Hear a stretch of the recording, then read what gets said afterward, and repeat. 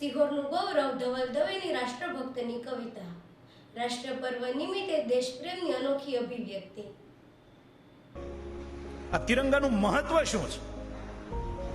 એક સરસ મજાની કવિતા છે, આ તમારી વચ્ચે ગાવ. આ દેશની ધરતી પર એવા હતા નરબંકા, જેના લીધે ભારતમાં લહેરાય છે તિરંગા. આઝાદ ચંદ્રશેખર અને સુખદેવ જેવા, શહીદ વીર ભગતસિંહ અને રાજગુરુ જેવા. અને છેલ્લે આ દેશવતી કવિ એને શું કહે છે કે આઝાદ દેશ મારો રહેશે ઋણી તમારો, વતનની લાજ કાજે આપી દીધો જન મારો.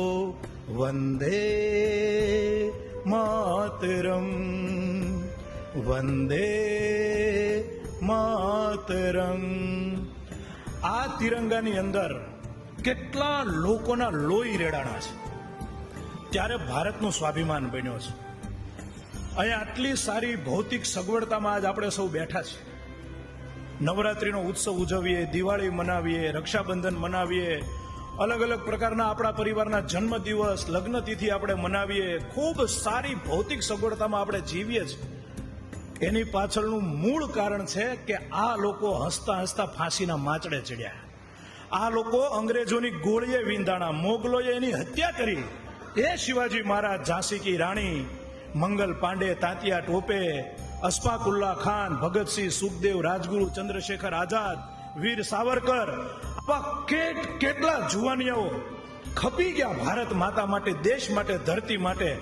ત્યારે આજ હું ને તમે આ તિરંગો 15મી ઓગસ્ટ અને 26મી જાન્યુઆરીના દિવસે લહેરાવી શકીએ.